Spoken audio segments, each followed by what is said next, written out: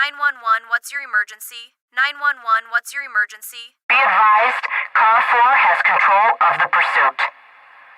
Proceed with caution.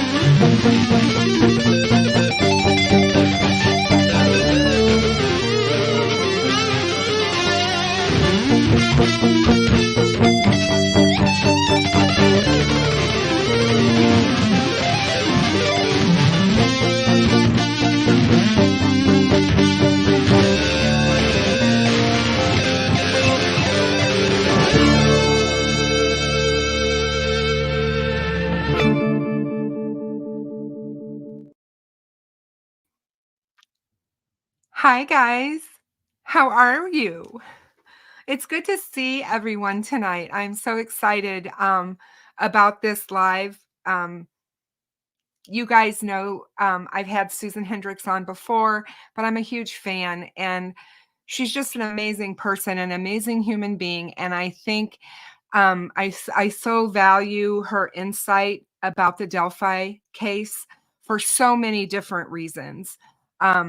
But so I'm really anxious to talk with her. And my good friend, Frank Meister, is here with us. So we're going to discuss last week and what Susan observed and saw and felt while she was covering the Richard Allen motion hearings that happened in Delphi on Tuesday, Wednesday, and Thursday of last week.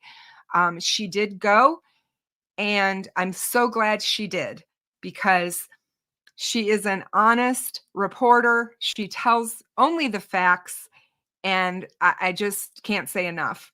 But for those of you that do not know who Susan is, I don't know how that's possible, but she is a veteran journalist who used to be a former CNN and HLN anchor. She is also an author. She wrote the book Down the Hill, My Descent into the Double Murder in Delphi. Please make sure you guys go check it out. You can look it up on Amazon. It's in a fantastic book, a great read. And it really shows, I think, the case from a more personal level, actually, because over the time Susan covered this case, she was, I think, kind of torn between being the journalist and then building the professional, personal relationships that she did in Delphi, and especially with the family members. And she talks in her book about what those challenges were as far as reporting the facts. And some of it was so traumatic to do while balancing those relationships. She no longer does the live reporting for HLN, but she is still very involved in this case. And she follows it very closely, and she stays in touch with the victims' families, which I wouldn't expect her to do anything else.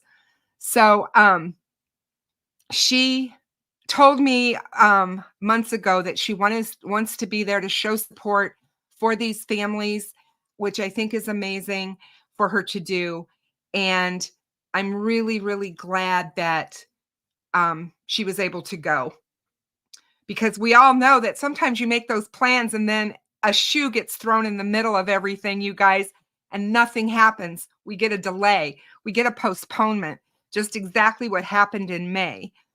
So, but yeah. So I think as we talked with Susan before, we went over a lot about her book and things and what was in it and how she felt about how the case took a toll on her personally and everything. But tonight we're going to talk a lot about what she witnessed and felt about last week. So without further ado, I'm going to bring her and Frank Meister on with us. I do want to preface to everyone, you all know, for those of you that are new here, I have amazing mods, and we won't put up with trolls, and we won't put up with people being disrespectful in the chat, whether it be to guests, myself, or each other.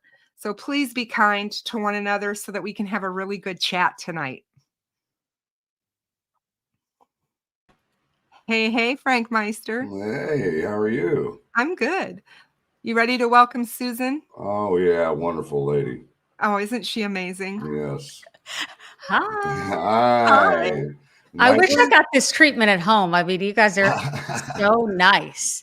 We are your biggest fans, I just want to come on every night. And now, I was huge fans of both of you. I stumbled across both of you. You were doing a live, and to be able to meet Frank in person, I feel like I already knew him, but yeah, that's the way it was when you walked up to Simon and you said, "Hey, Frank," and I was like, "Damn, what's going on?" And you think. And what I will say is the fact that there's no press passes almost made it better for me to get to really meet people and know everyone, because you have to line up early, as Frank knows. And Frank has been to many more hearings than I have. This was my first time there, being at one of the hearings. And I'm so grateful that I was able to go, because it was such a different perspective than I had before. And even meeting so many nice people on the other side of it, and Frank being one of them, it just made it.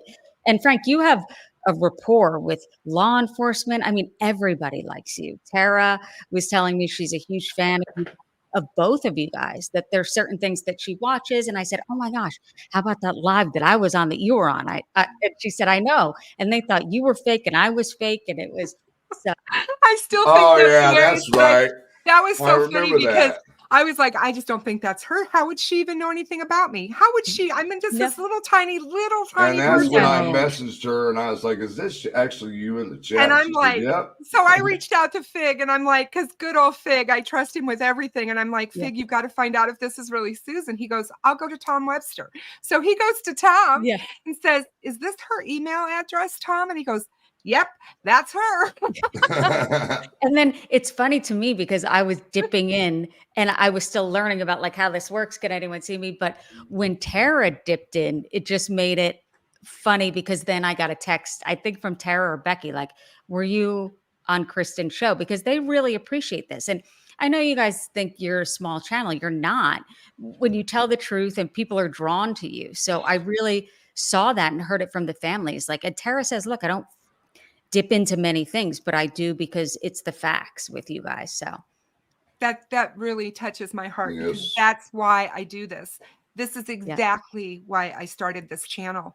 And I wanted to give them a voice. I wanted them to be respected and to have to tell the story in a way that was not sensationalizing what happened to Abby and Libby, and in no way benefiting me, really, because that to me is just not really You the don't even have things to we preface went, that. People you know? know that. And for anyone out there who's thinking about starting a YouTube channel, my advice would be just be patient.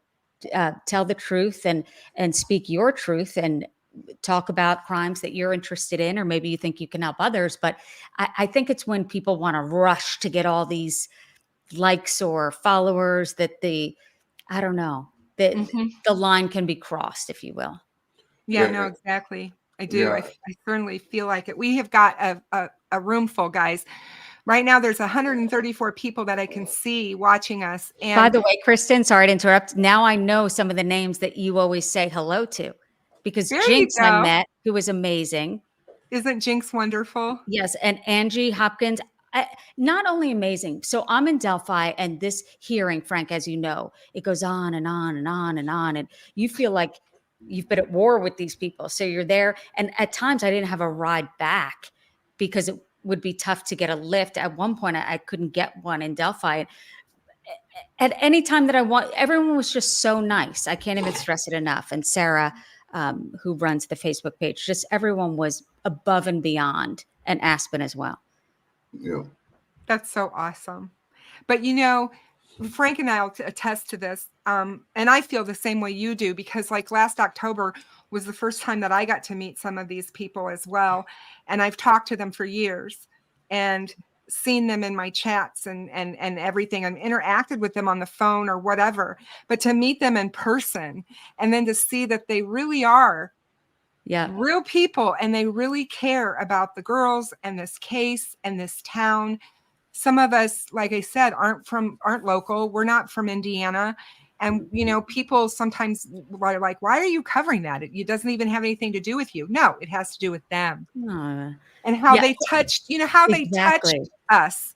Yeah, That story, you and I discussed it when I finally, got you and finally met you and talked to you, how the girl's story, touched us when they went missing, kind of like that could have been us when, right. with our own best friend, we kind of saw ourselves through them. And it Absolutely. was, and I think in a lot of ways, that's why Abby and Libby's story grew so exponentially around the world, because so many women saw themselves as 13 and 14-year-olds that would go out and do a walk together or whatever, take pictures. I And agree. and how, oh my gosh, that could be us. And then as mothers, You can, that we felt the same as we did for Becky. Frank can test as a father of how he I, feels by I've got two when daughters, and Mike and Derek, yeah. so he gets that aspect of it. Mhm. And there's That's the many first more of thing us. I did, was put myself in the shoes of the parents, because I've got two young daughters myself, and I'm like, man, what if it was my girls? how old are your girls, Frank? Let's see. I got to think, because they're up there in age now. Exactly. I have to think about my daughter's age too. I got one that just turned 27 and one that just turned 25.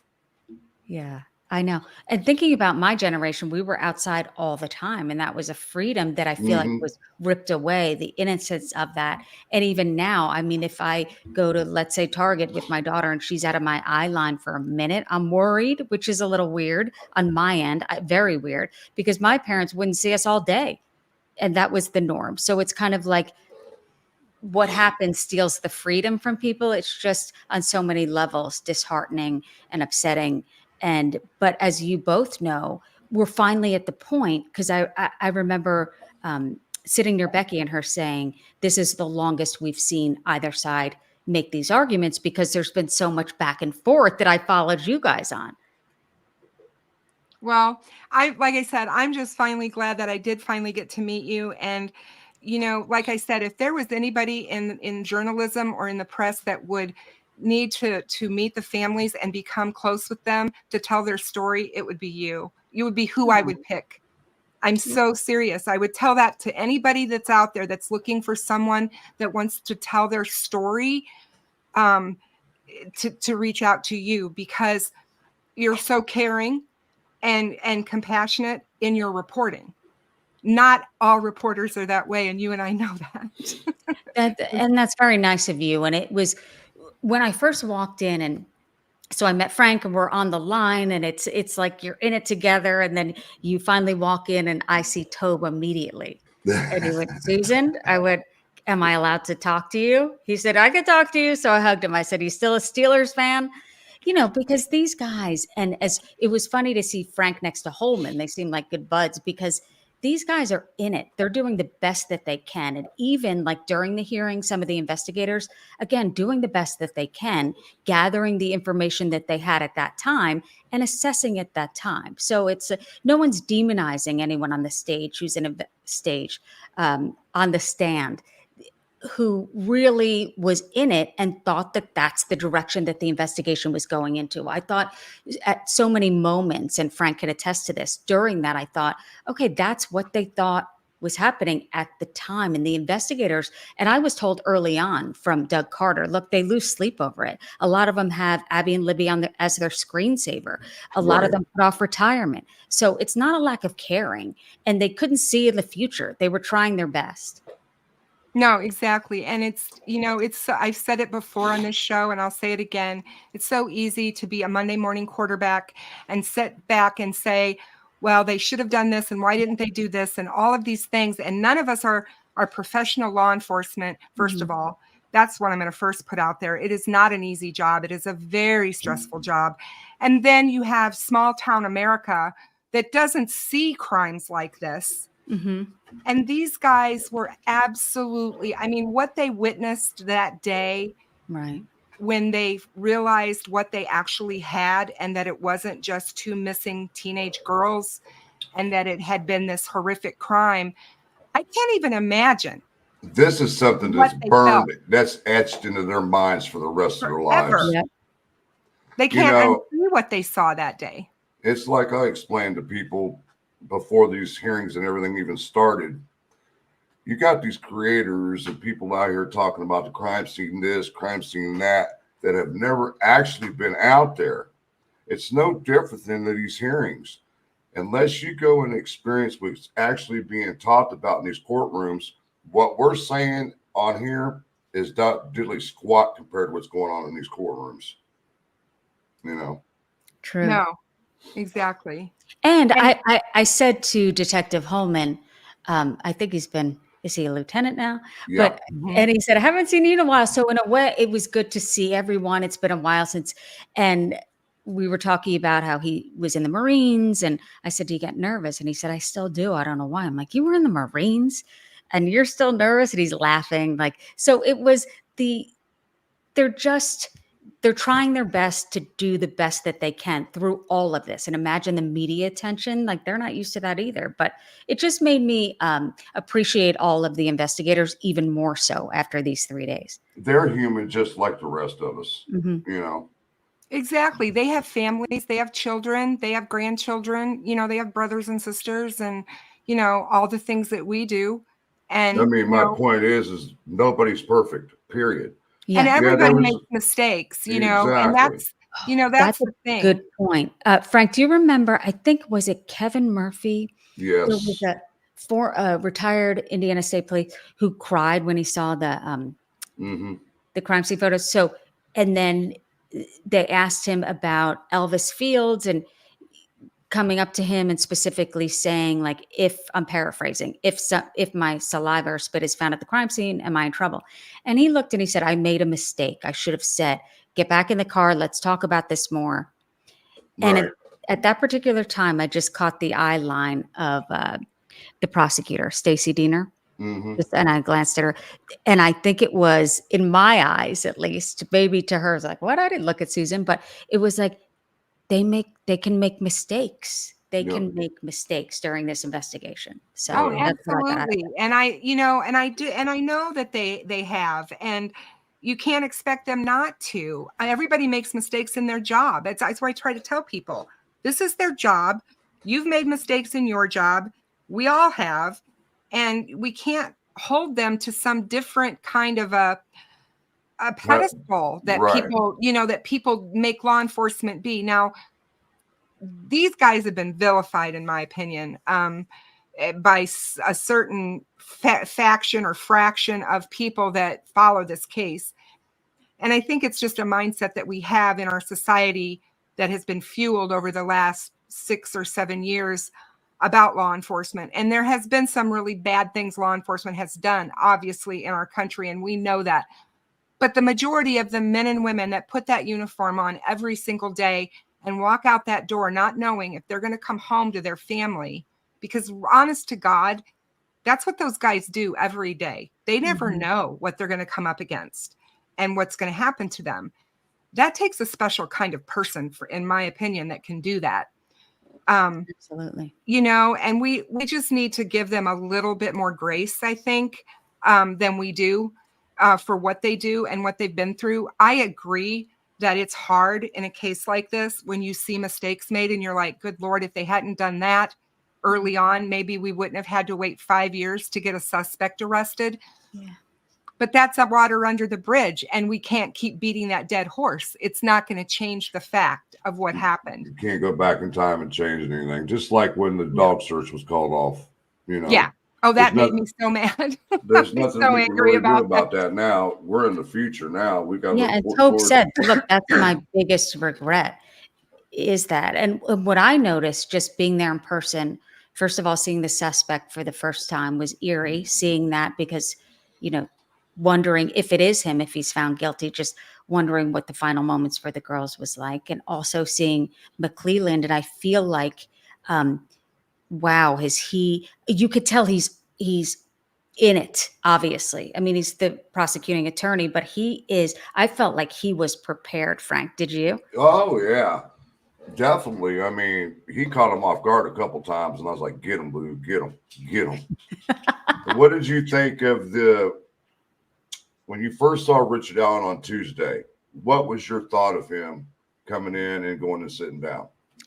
I've covered a few trials in person, but never for a type of crime like this. Let's say it's robbery or what have you. But because I know so much about this and seeing it, literally I felt it physically like a jolt. And then and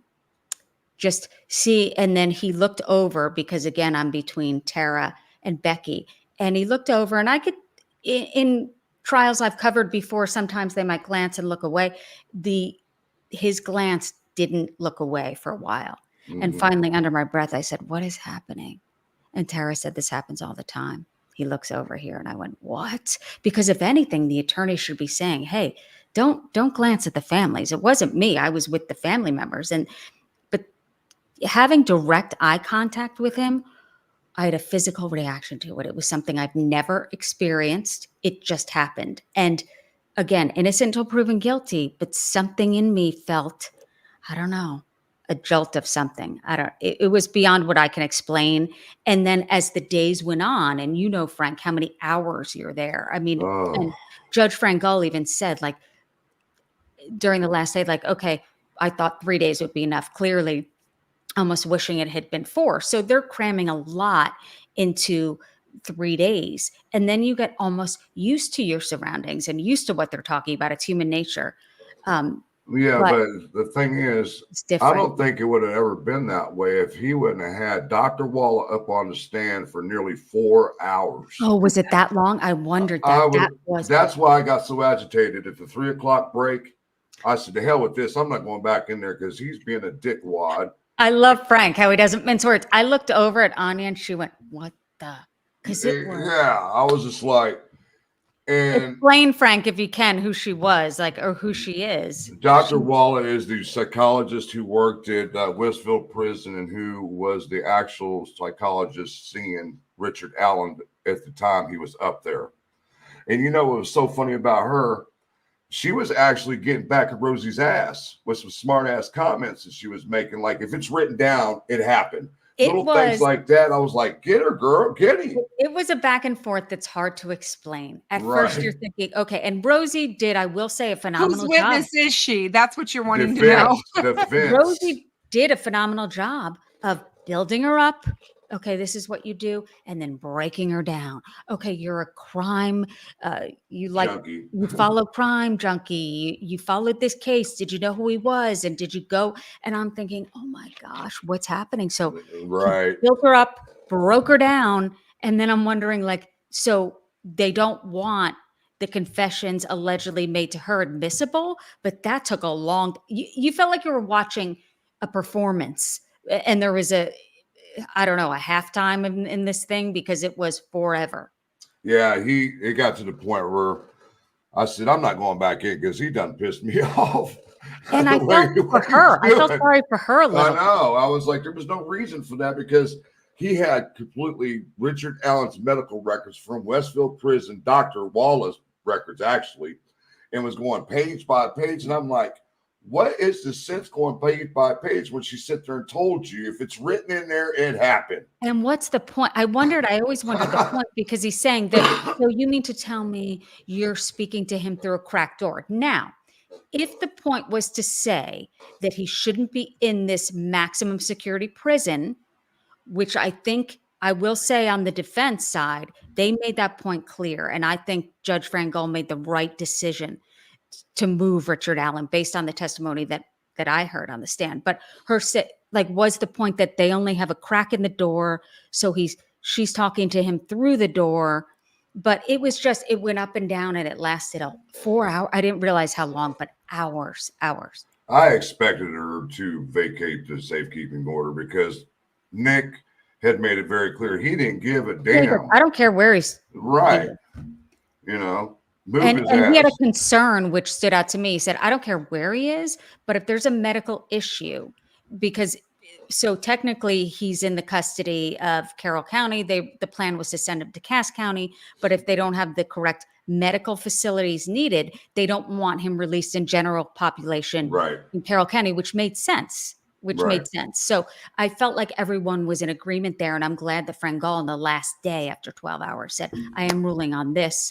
And I could see Richard Allen smile to say, okay, this is where I'm going, because, and you know what, it is the law. It's what happens to most prisoners. Although I didn't see this. I wasn't there the second day, early morning, because I arrived a little, I will say I was there 5 a.m. I left for a second. Once you come back, I couldn't get it back in. Frank's like, follow me. I'm like, they won't let me in. So I missed the warden, who said he's treated better than prisoners. But again, he's the warden. So, but they crammed in, Frank. Am I right about how many witnesses in those 3 days? I mean, a lot.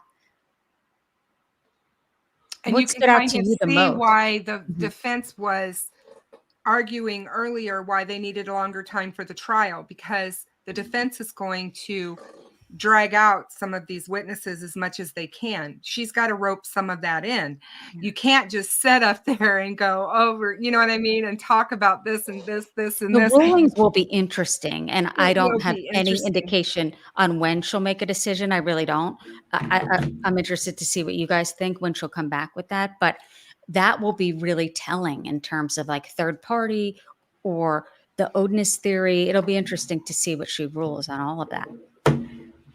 I'm glad she's taking her time. I know people are frustrated that they think she should rule on it, snap quick and get these motions ruled upon because they want to know. It's a lot to go over. It is a lot of information, a lot of information. And 3 days worth of testimony, and she's thorough. If there's nothing else that this judge is she's thorough. And I think that she wants to not be hasty in making these decisions, or even appear to be hasty. And like Frank said to me today, when we were talking on the phone, she has 30 days, I believe, to rule on a motion. So, let's give her the time that she needs so that, it can be done correctly. I'll put it out there. I don't think that the third party stuff's going to get in. I don't feel that it meets the criteria to get in. You have to have proof. They have no proof that these men that they've named were in Delphi. They can't place them in Delphi. There is nothing that places them there. In fact, they have exculpatory evidence, 2 of them for sure, which is Brad Holder and Messer, right? Is it Messer? Johnny Messer? Yeah, Johnny Messer. They have alibis, and their alibis checked out when ISP, looked at them. And I don't know about Elvis Fields' alibis or, I looked into this today. I think he was home all day, but the pings on his cell phone puts him in his home. So I think nowadays with the technology we have, that's an alibi, so to speak, because you can prove your home. I think Murphy busted their bubble when he said that they could not or did have not had any type of evidence putting Brad Holder in Delphi that day. I Yeah, know. there's none. There's It's like none. they put out all of this information, and then all of a sudden it's like, did they have an alibi? Yes. I'm like, so we could have saved 3 hours. Like, Exactly. You know, and there was just a lot of stuff that we knew what was going to come out. We knew what was going to be said. I mean, come on, look at Todd Click. He did the same thing. Mhm. 1 minute he's saying it's a ritualistic who was Todd killing. Click? Former investigator? I forget. Yeah, Rushville, out of Rushville, where Elvis Fields lives. He's one of the ones that believes in the ritualistic killing theory. Oh, yeah. That's something I learned during this 3-day hearing. I had heard that there was, of course, there could be disagreements, and especially spanning almost 6 years in this investigation, you're going to have different kind of theories or maybe sides. But I felt like Holman said there was different thoughts, Yes. Depending. And I didn't necessarily blame Fields as I listened to him, but he said he was shocked when Richard Allen was arrested. And I think about it. If you're embedded and all of a sudden you get these leads, and then it's confirmation bias. And Paul Holes even spoke to me about this years ago and said, look, Susan, it happened to me with Golden State Killer. I thought I had the guy, everything that fit my narrative. I kept everything that didn't, I threw away. And then we had DNA, and I thought, damn, I got to start all over. So if it could happen to Paul Holes, it could happen to these investigators who think, Oh, Right. exactly. okay, I got it. Exactly. You know, Yeah. you can't, I've listened to Steve from True Crime Web, who is a CSI, a guy who law enforcement, career, unbelievable, over 20 years. Yeah. I've listened to him. I've listened to Ruckus, and he's also retired law enforcement. And they both say you have to follow the evidence, no matter what you think or feel here about what you're seeing.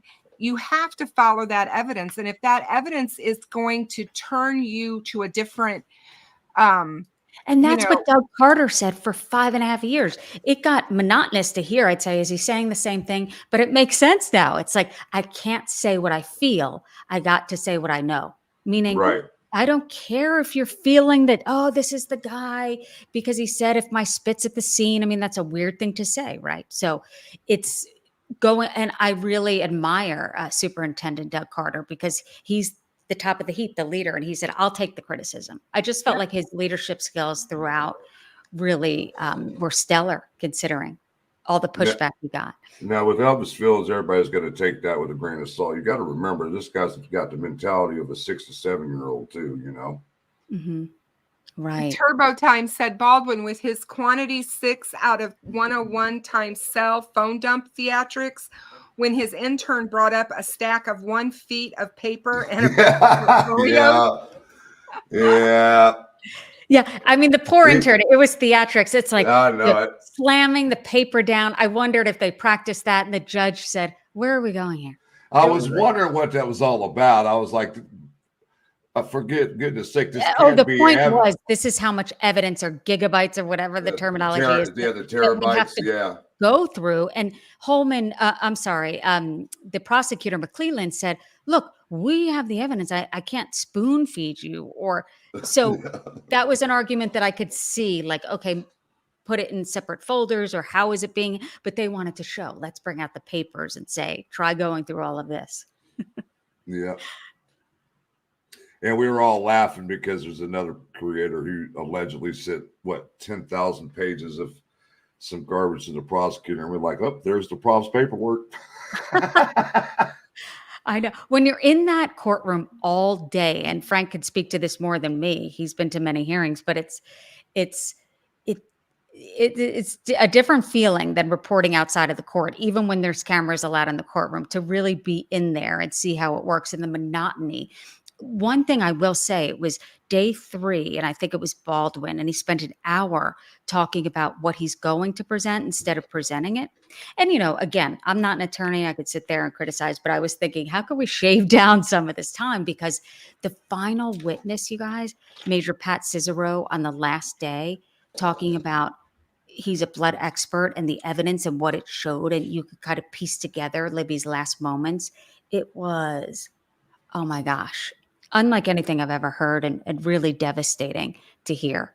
Yeah. There were certain moments that it was monotonous, and certain witnesses on the stand, the Odinist expert, where you're thinking, oh my gosh, when is this ending? But then there's someone like Major Cicero where you're thinking, and I bet it's by design that they wanted to end with that for Judge Frangal.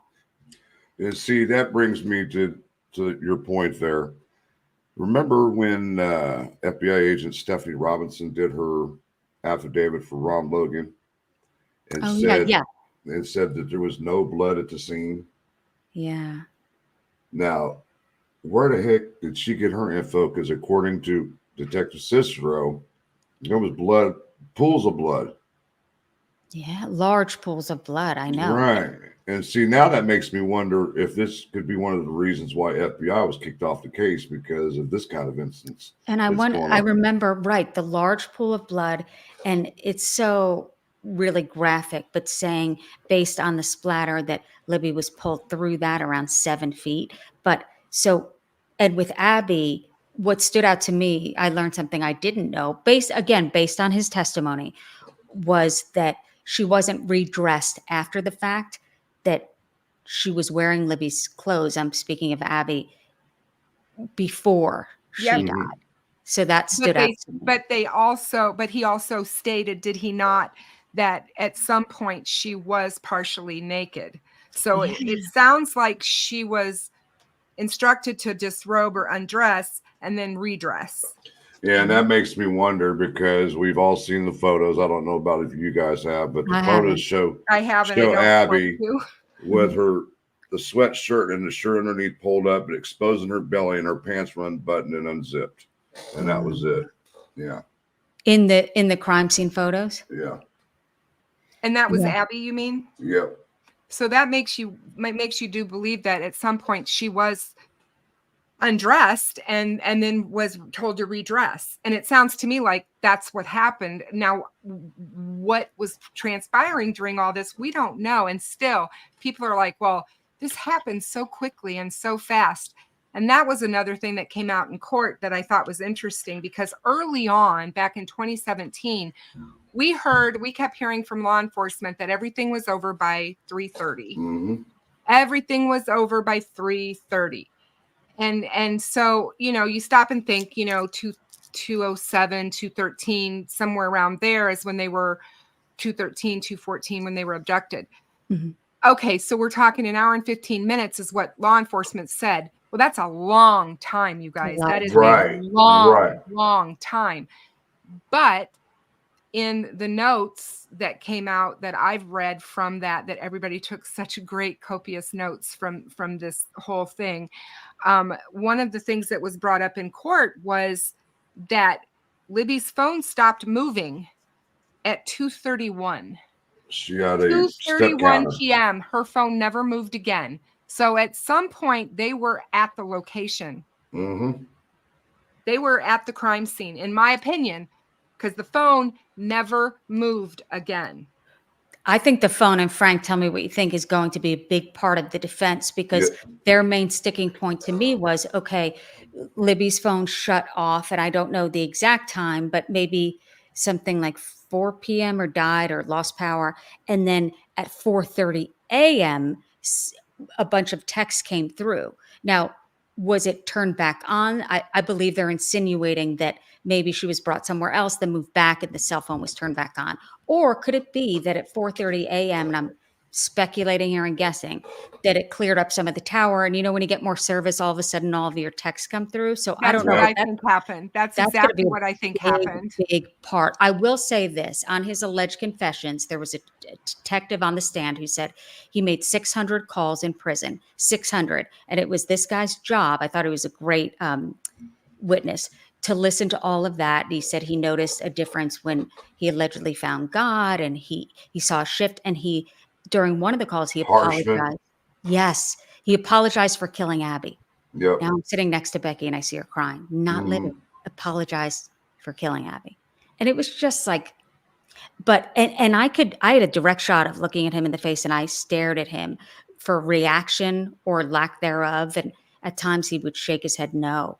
And I would think, is that where the lies? I mean, you can't really tell, right, by just looking at someone, but But it was. because I heard that too, because like, he was shaking at some point during some of the testimony about the crime scene and things. He was shaking his head as no, that didn't, kind of like, no, that didn't happen. Was it no? Was his head shake? No, that didn't happen. Or was it no, I don't want to hear this. Right. And you know like, what I See, he did that with Dr. Walla. I was watching him. He had his hand in his head like this with a pen, and he was looking down at the ground, just shaking his head when she was testifying.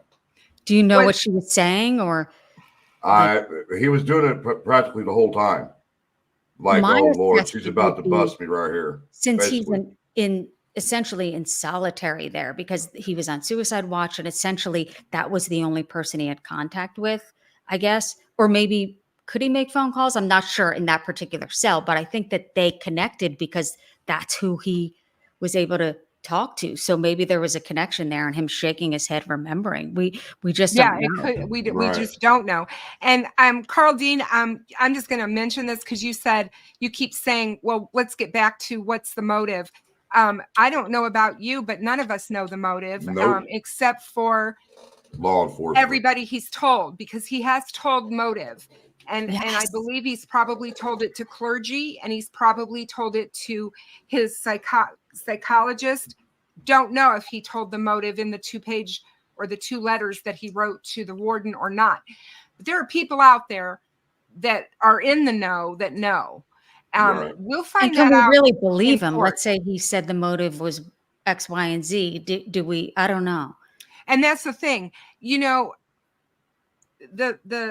the FBI behavioral analysis unit, they will be able to tell based upon all of these interviews with him, all of this data, they will be able to go through all of that, True. and they will be able to tell if his motive that he gave was real or not. People are still, the experts that I'm listening to are still saying this is a sexually motivated crime, and that no matter what he says as motive, that's what it's going to be. And to me, that's why he doesn't want his family members to know what he did to the girls. He doesn't want to know why. He doesn't want them to know why and what he did. They already know what he did. They know what he's been accused of. So to me, when he says, I don't want them to know what I did to the girls, it's what happened after he took them from the bridge and what happened that led up to. Yeah. And McClelland said sexually motivated doesn't necessarily mean they were sexually assaulted, if that makes sense. It could happen. It could be a sexual gratification for himself for what he did. Yeah. I don't know what this person means by this. Why does this person say, yeah, that's what's so scary is that everybody else knows but us? No, everybody else doesn't know. Allegedly, it was in the confession, one of the confessions, because the detective on the stand did say, Yes. McClelland said, did he discuss motive? He said yes. Yes. And I'm at the edge of my seat going, well, maybe they're saying I knew that was going to come out. That they're not going to bring any of that out until Nope. trial. They're just I not. mean, even if we know, does anything really make sense? No. I mean, It'll never make sense. There's People no always ask me, motive he could give why? that would It make just sense. don't make any sense, period, why he would just do this, period, to 2 girls. Now, if first it was thing 2 I hear, girls, why would someone do that? Thank I you, don't know. Gail. what if it was 2 adults? Would you be man enough to do it to 2 adult females? I wonder if the one adult female, remember how she felt creepy and turned away, if I'm saying that correctly, but Betsy Blair. or are you targeting someone specific, like meaning it's younger girls? I don't know, but someone you could obviously take control over. And again, I want to preface it with innocent until proven guilty. But if Richard Allen is innocent, there is no way the family would want him behind bars and the real killer out there. I just want to say that. Why would they ever? Right. But you got to also think of this too. Doug Carter did say this was about power. Yeah. Oh yeah, absolutely. Control, power. And who do you think has the power right now? Who do you think thinks he has the power right now, guys? That's a good question. I don't know. Richard Allen. Okay, look at his behavior. Who is the guy eating paper? Who is the guy eating feces? Who is the guy? He's got the power. He's trying to take the power back in whatever the realm of this all is, whether that's all fake and he's trying to, make it look like he's crazy nuts, whatever, or if he really did have some psychotic issue or whatever that caused him to do those things. Still, the question is, was he psychotic the day that he was in the woods? Did he hold down a job prior to it? Right. To it, exactly. Because doing what he did, in my opinion, could cause somebody to completely lose it. If for some reason he started to feel remorse and started to feel bad about what he had done, he could lose his mind over that. And solitary confinement, there is that. But right, exactly what you said, Kristen. What was he like the day of and prior to that? Was he able to hold down a job? He was a father. He was a husband. And so you have to determine. Do we know exactly when he admitted himself in 2019? Because I made a comparison to that. Oh, no. What happened? They didn't tell us when, but I would like to know if it was after the 2019 presser. I was waiting on that. Yeah. What? I don't know this tidbit. What happened? Doug Carter talked directly to the killer in 2019 and said, what is your family going to think of you when they find out what you did to those little girls in that woods that day? Yep. I think you have just a little bit of conscience left. Yep. I thought to myself, does he? I didn't know. Obviously, none of us knew. Well, I was trying to make the comparison with the presser in 2019 and him admitting himself into a mental. I didn't know he did. When did he? In 2019, but we just don't know exactly when. Oh. So it's making me wonder if that presser could have possibly triggered him. Him. Yes, that's what I was thinking. That maybe he thought, oh my God, they know. Or you know what I mean? It's like they know it's me or they're on to me. Yeah. And it's funny, when I did see Holman, and in the book, I do mention this because he called me and he said, hang on a second, guys. I'll be right back. Keep talking. Are you okay? Yeah, I'm totally fine. Somebody's at my front door. Oh. So, Frank, we did a special right after that presser. And Holman called me and said, I saw the special, but you talked to, Holman. He's a nice guy, funny. He's like, you talked about the FBI too much. I'm like, well, you guys don't tell me anything. We're kind of jabbing each other. And he said, well, it was our idea. The FBI didn't want to do that, the presser. They didn't want it. And I'm talking to him. I remember I'm in the CNN parking lot going, why didn't they want to do it? Like, should you have done it? Did you see me nitpicking at him that day? I was trying to get to him a little bit. I saw you had a good relationship. What were you saying? I could tell he likes There was things I was saying. He looked at me like, how do you know on this? How you know that? And then when I tried to talk to him about it, he walked away. He walked away. I saw him walk away. Yeah. And he's just, I just can't say enough great things about him. I mean, considering how he keeps getting promoted. I mean, and really picture himself on the stand. He's gone through all of this. His heart's in it, and these attorneys are picking him apart. But, what's so funny is he's only actually spoken to Richard Allen one time.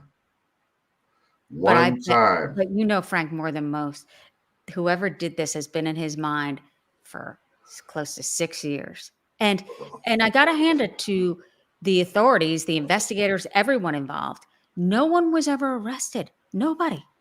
There were persons of interest. That to me was very telling. It's like, okay, they wouldn't even say. I know there was little that they told us and a lot of criticism, but it's like, okay, once they make an arrest, they must have something. Right. And see, I was thinking the same thing with the defense team. Do they know the difference between a POI and an actual suspect? Because they sure did put Brad Holder right up on that pedestal as a suspect when he was an actual person of interest back then. They never considered him a suspect, Right. And then I remember Tobe, he stopped saying that, and I didn't blame him, because every time he would say to the media that I was part of, so I get that, people would call him. I even texted him like, hey, what about this guy? And he'd say, we're looking into him. Well, let's say he said that to a bunch of media outlets. And then all of a sudden the headline is Delphi looking into this. And Mike's concern was, are people going to think it's solved? So then they Right. just stopped talking and there was a complete quote unquote blackout too. Well, that was the smartest thing they could have done, though. I agree. Because look, some of the information that's come out over the last couple of years that it actually never was anything to talk about. We just got lost in the shuffle, I and agree.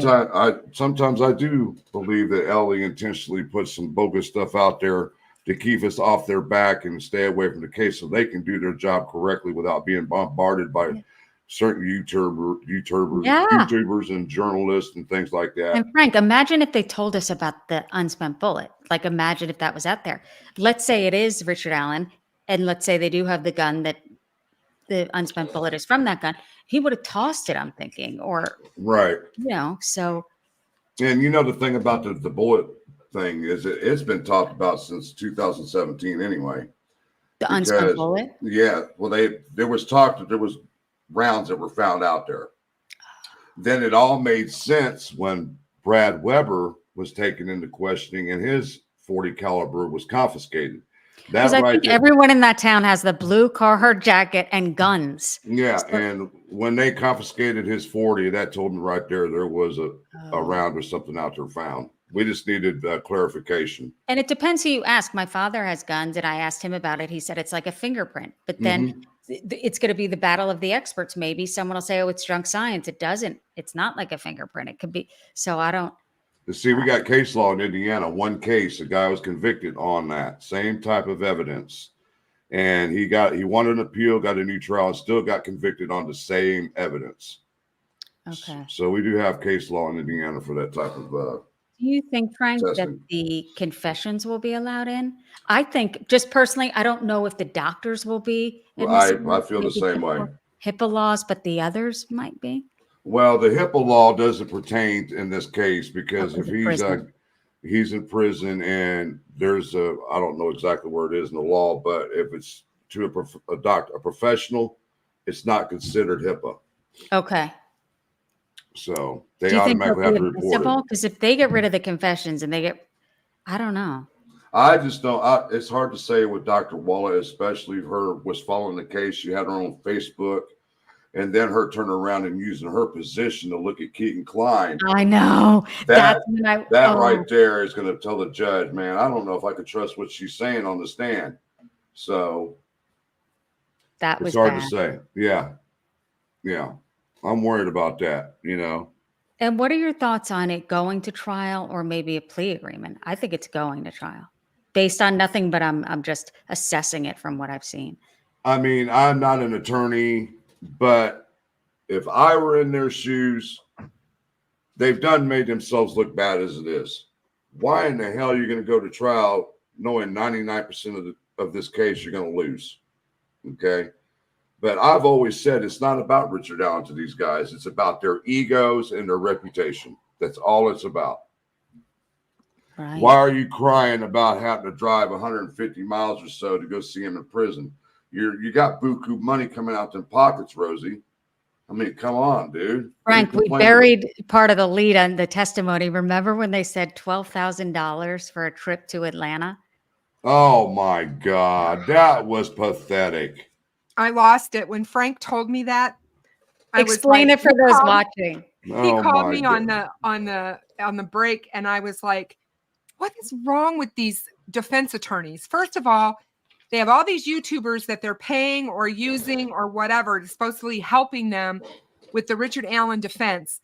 All they had to do was ask them for the picture. We all have that picture on our computer. It was weird to ask, and it's such an astronomical amount of money, $12,000 to meet. No kidding. We could have drove there for $200. That it's embarrassing, I think, for them to even. I don't think they're self-aware. And even rented a conference room while they were down there. Exactly. I'm like, to mention it in open court, it's like, who's going to think that's normal amount of money? I can't believe you asked for that. I mean, what the hell are you eating the top lobster every minute of the day while you're down there in Georgia? You could have just hopped in a car and drove for $200, picked up the picture, and come home and read the room. Right. What the hell? You stand at the embassy suites in the presidential suite or what? God, Lord. It's 2024. There's other ways of it was just bizarre to mention. What about an email? Yeah, it was And that weird. was me, because I was sitting here going, this is ridiculous. All they had to do was ask those YouTubers, and they would have had it like that. Hey So I'm guys, like- we got 250 people in the chat, and I've got 11 likes. If you could do me a favor, go hit that like button for me, please. Thanks, guys. Thanks, guys. We are so great and happy to have you all here with us. So what is I'm sorry I had to step away, and so I don't know where you guys were in this, but one of the things I wanted to find out from, well, both of you, but Susan, when you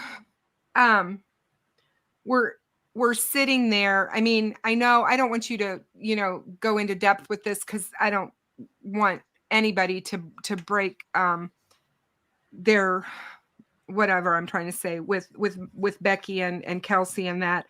But did you get a sense like that they of their emotion of these long days and the toll that it was taking on them? Yeah, they're stronger than I even thought. I mean, that's just the truth. And I always mention this about Mike. There's something very funny about him. Yes. He's strong, and he's the tough guy. He's the guy you want on your side. But he's also funny because he had these the seats. It sounds ridiculous to mention and to complain about, considering what we're there for. But the seats felt like medieval seats. So you're there for 12 hours a day, 13 hours a day. I can't even imagine. My bottom would hurt. Yes. So Well, Mike bad. bought cushions from Amazon, cushions. I'm like, well, wait, I don't want to take your gel cushions. He's like, take it. And it turned into this joke about the gel butt cushions. It was just hilarious. And so that's who they are. It's like they're there for the most horrific 3-day hearing, to look the guy they think killed their granddaughter in the eye, and to be able to, they're there. They're not budging. It is what it is. And they had a special room. You got to hand it to the court for the families with food. And if they wanted to take a break, they can go in there. And, I saw a post that Kelsey wrote after this, and she said, it's even more devastating knowing your final moments, based on, again, what Pat Cicero said, Right. Olivia, and saying, like, I'll always think, just really touching. If you ever want to know how the families feel, because there is a gag order, just go to Facebook, follow Kelsey, follow Becky, follow Tara, and just show your support there, because they're able to say, how they see feel. this? Baldwin pointed out Frank sitting on the curb. He said, "There's Frank." Did he really? Yeah. So I guess they know who we are. Well, Baldwin was staying at my hotel. I was mentioning it to you guys, or I was Yeah. staying at his, or what have you. But what's the likeliness that we're on the same floor, and that next morning, what are the chances you get out, you leave your hotel room at the same time? So it's 5 a.m. and I hear a door close, and I went, oh God. So he's probably thinking the same thing. He's carrying a box, and we're both looking at each other and, hey. And he said, do you think it's going to be crowded today? We're making, that awkward conversation in the elevator. I said, I don't really think so. He said, then what are you doing up this early? I said, well, it's the just in case line. We got to wait in line. So it was awkward, but But I can tell you that Mike, during one of the breaks, walked up to me, put his arm around me. He said, man, Frank, or can I call you Shane? I said, it don't matter what you call me, Mike. He said, I really appreciate what you're doing for my family. I said, I consider you guys family. That's what we do. oh, And I'm it's gonna the cry. truth. That's so sweet, and they mean it. They mean it. Yeah. I I mean, do everything I can for them as much as possible, And Diane was in the break room too. I will Mhm. say, Abby's grandmother there, and it's the most devastating time. And I thought that too, Kristen. I thought, what if this was about my daughter? And then you go in and out of these kind of comical moments with the attorneys and the spectacles. Oh, we need $12,000 for a trip to, and then it goes in and out of these ups and downs. It's emotionally draining, I'm sure, for the family. I remember Kelsey one day saying, I slept. She said, I usually have a difficult time sleeping. I was out, because it's emotionally, I'm sure, draining for them. absolutely. Well, Absolutely. I only had 3 hours of sleep between Tuesday and Wednesday. And we got home, and I was like, I don't know if I'm going to make it tomorrow.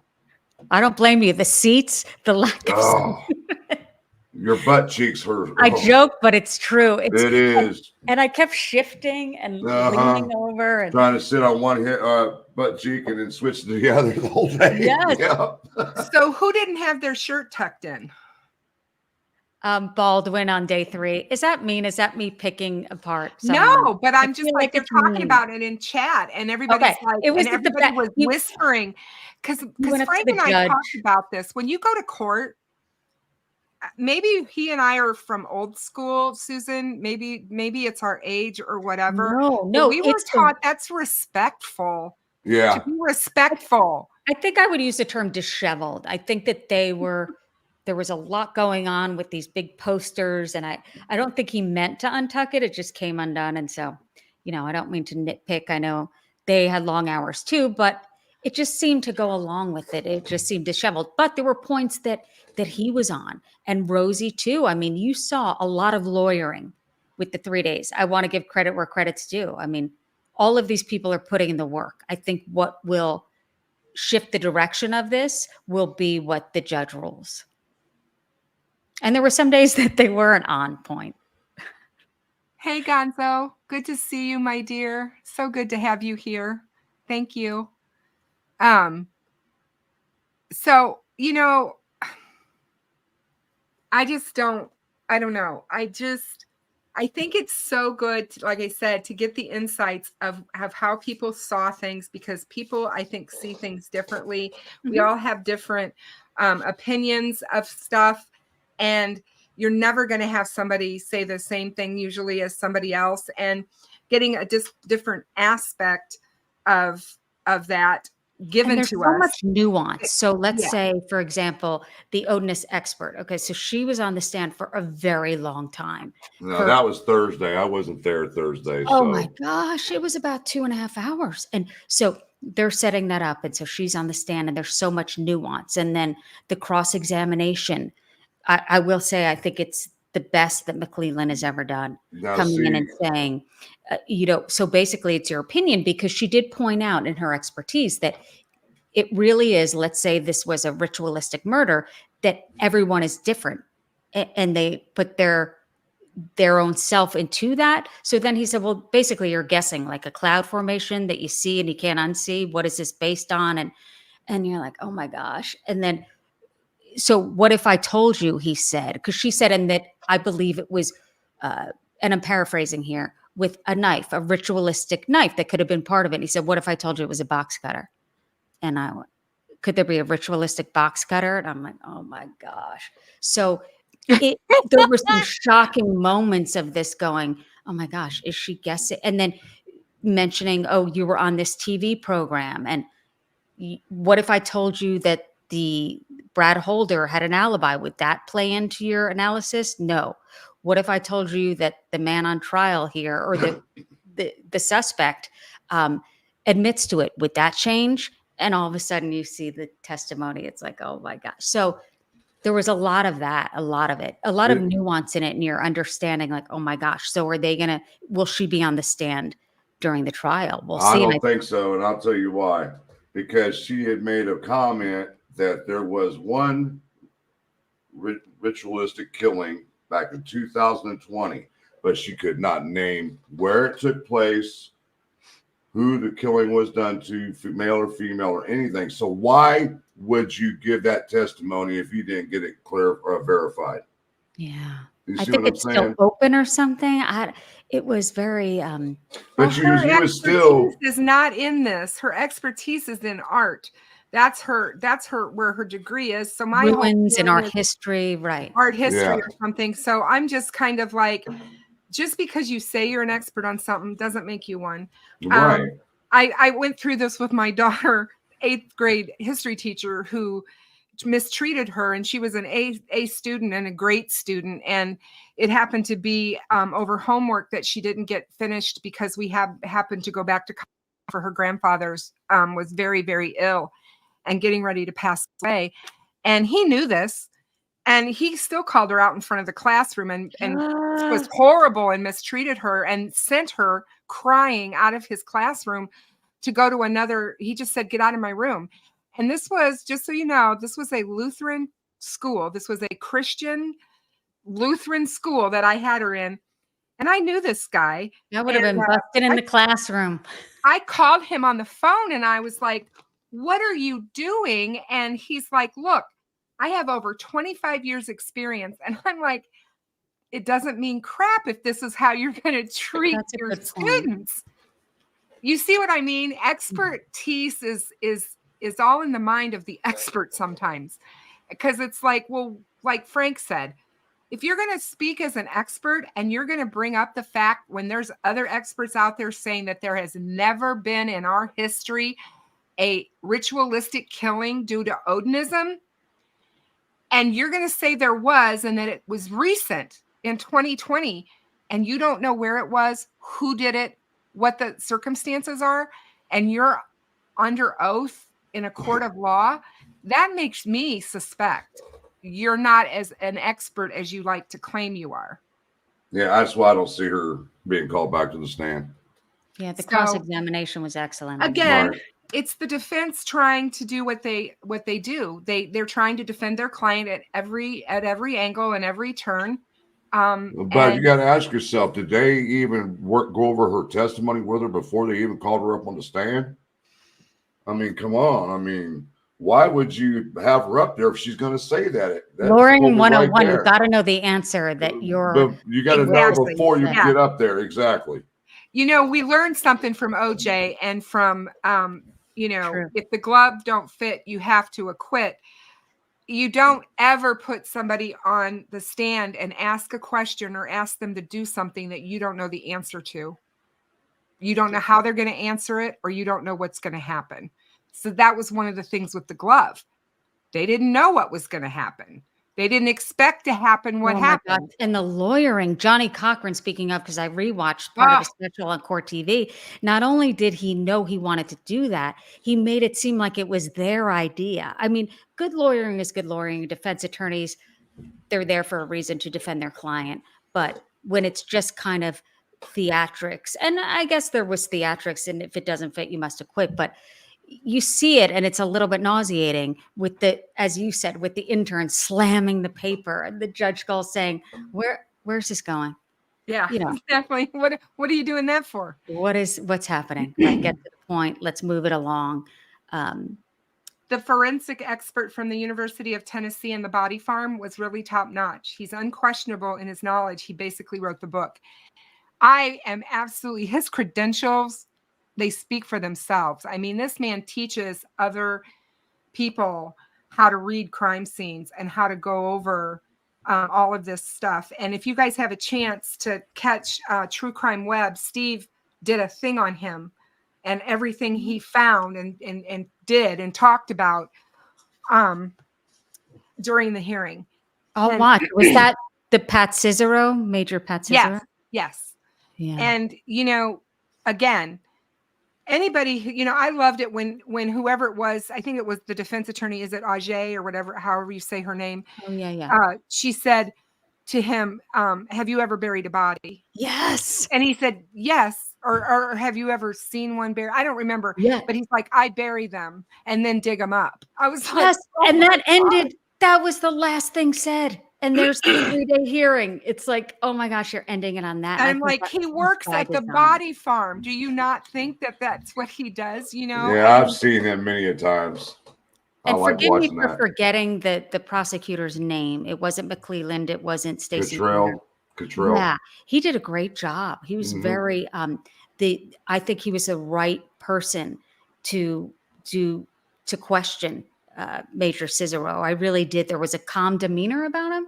It was really, and maybe it was what he was saying that really took you there, because throughout this investigation, there was so much we didn't know. And not that you wanted to, but to hear certain things based on blood evidence, whether it's spatter or what's smeared, and just hearing that from him.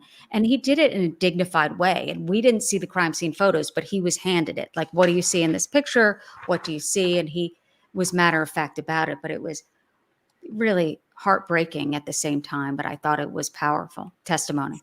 Susan, how do you think the families are feeling about a trial or not? Are you thinking that they want the trial to happen, or do you think that they would rather a trial not happen and him to plea? Because I know That's a there's a good big question. talk about that. Do you have a gut feeling about that at all? I don't know. I don't know. And I didn't feel, because there was so much going on and I was in the break room with them, we were laughing about because I don't cook and they were joking about that. And we were talking about different things. So we didn't really talk about specifics of if they wanted to. I think that obviously they want justice. So I think whatever that looks like, I wonder, and I'm sure they talk about it within them together as a Oh family. yeah, absolutely. And I'm sure because they're McClelland walked over because I'm right there and I have that point of view. And Tara joked and said, I like the mustache. And Mike said, is it a disguise? Because I'm glad everyone's talking about the serious stuff. So, it was funny. I mean, you have to laugh or what But else? it is funny. But I mean, that mustache does not look good on him. I will say day 2. So I'm outside day 2. I see him driving in his pickup truck, blaring country music with shades on. I'm like, he's confident. He's confident. The windows are cranked down. I'm like, he's on his A game. When you put all that work in, and then he just seemed more confident than obviously in the past when he was a new prosecutor, after Ives. But we'll see. I think that I would imagine the family wants what equals justice to them. And I'm sure just by what I witnessed, the back and forth, that McClelland, I'm sure, is in talks with them and Stacey's in talks with them. And I'm sure there's a back and forth. And I'm sure that the families, what they want may play in. I'm just making that up, but I'm sure that they're in constant contact with them. Why did you guys, or what do you guys feel when you heard about his confessions and he's talking about the fact that he found God, which I talked about this the other night. That's all fine and good with me. I mean, it happens all the time in prisons where prisoners do. And I'm not saying anything badly about that. People are saying, well, maybe he's lying. It's not true, whatever. That's between him and his God. But my feeling is he still has to answer for what he's done here within our justice system, no matter whether he found God or not. But if he truly did, knowing what I know as a Christian myself, I would think that he would be much more